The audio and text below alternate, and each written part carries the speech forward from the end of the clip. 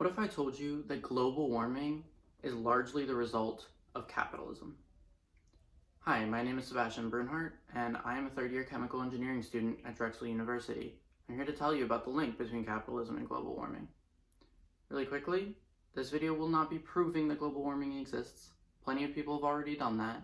It's true, and I don't have the time to do that in this video. But if you are looking to learn more about global warming and, more importantly, how we can stop it, I recommend this book, Drawdown. Drawdown outlines a number of ways we can bring this machine to a halt and stop spewing as much carbon dioxide into the atmosphere, and then eventually actually bring it down or draw it down. Something that's really important to note about these solutions is that most of them actually yield long-term profits.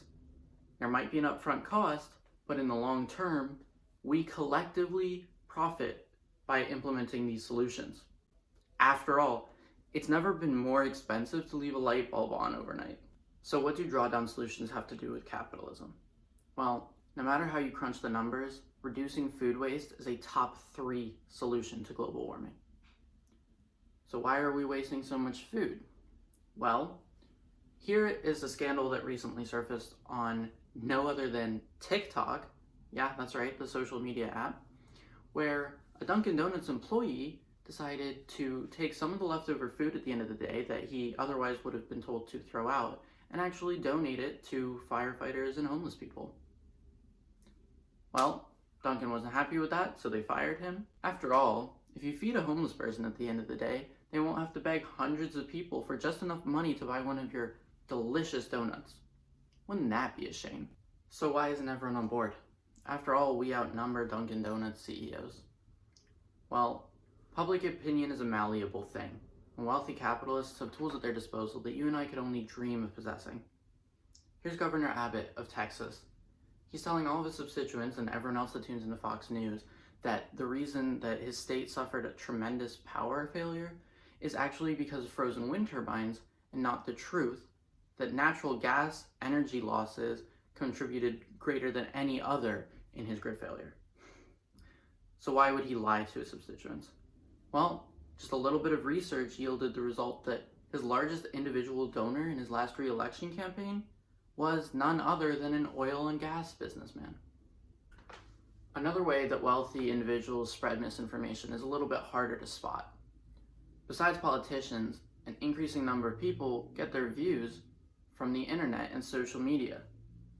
Here's a PragerU video with almost 14 million views, in which the presenter spends 5 minutes spewing misinformation. A lot of it is cited from his own previous work. This has almost 14 million views from a media company whose major funders include fracking billionaires, and they masquerade as a university.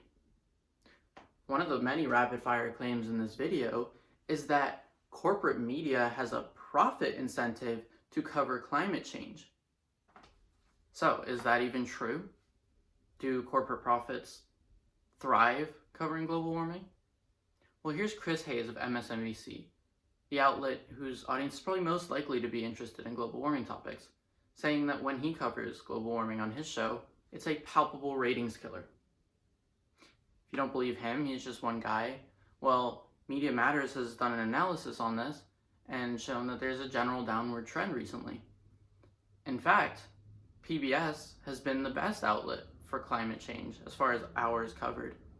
So maybe that indicates that public funding gives us better information than corporate profits.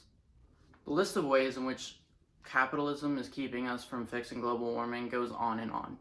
I'd love to mention things like how Bitcoin mining uses more energy than the entire country of Argentina combined, but I just don't have time for all the topics.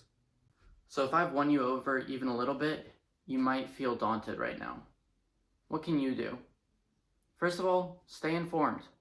Talk to people about the realities of the climate. Talk to your friends and family. Look at where you're getting your information from and who is paying for that. If you can, join or start a union. A democratized workplace is the best way for the little guy to have influence over what these large corporations are doing to the rest of us.